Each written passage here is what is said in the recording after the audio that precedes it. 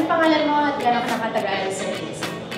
Hello, my name is Ryan Villaruel and I've been with real estate for 12 years na. Pero bago ka nag-real estate, ano talaga ang dream job mo? I'm a graduate of BS in Nursing, registered nurse ako. Bago ako nagpunta sa real estate, nag-nurse pa ako for a year. And plan ko talaga is mag-abroad, US maybe or Canada para mag-nurse, para kumita ng malaki.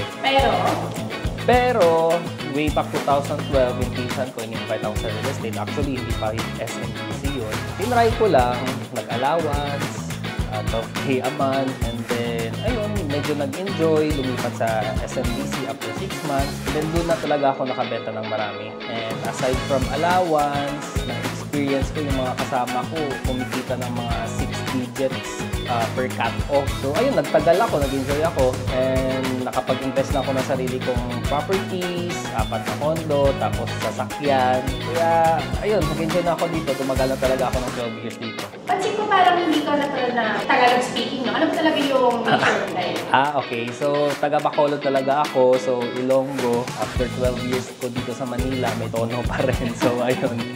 Kaya napapansin pa siguro. Kung meron ka man regrets, may masasabi ka bang regrets na nangyari sa'yo sa buhay mo sa SMBC?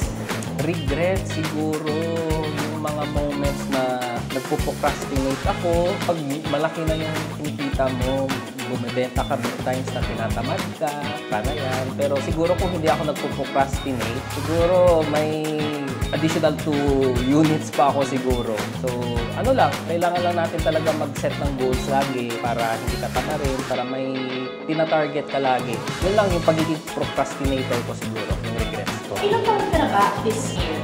35 na ako, so by August, 36 years old na. Almost 36 years old, meron ka ng 4 na condo. Yes. At ano ba yung mga ibang investments na nagawa? May nakuhang lupa sa Bacolod. Ayan, naka-standby pa siya kasi hindi ko pa alam saan ako mag-retire. And then, sasakyan. Yun. Pero mas nag-enjoy ako sa pag-invest sa condo kasi malaki yung ROI and then mag-manage ng Airbnb. So, negosyante ka na rin apart sa pagiging no? Yes. Nahawa din ako sa mga kliyente ko.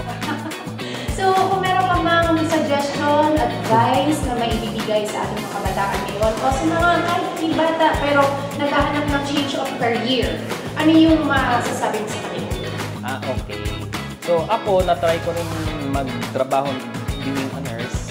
Mas maganda talaga, may free time ka and then mas malaki yung magiging income mo sa sales. Maganda dito, parang hindi lang siya work, parang business talaga siya. Kasi magpupuhunan ka talaga sa time mo, sa pagbenta, meet clients, make new friends. So, yun yung maganda dito sa real estate industry. Business siya, pero ginagamit mo yung produkto ng SMBC na. Yes.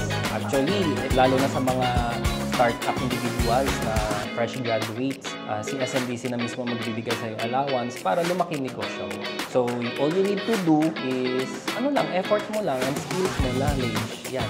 Yan naman. Yeah, sipag, hard work. Okay, thank you very much, Ryan. Sana mas dumami pa ang investments mo at benta mo. Yes, amen.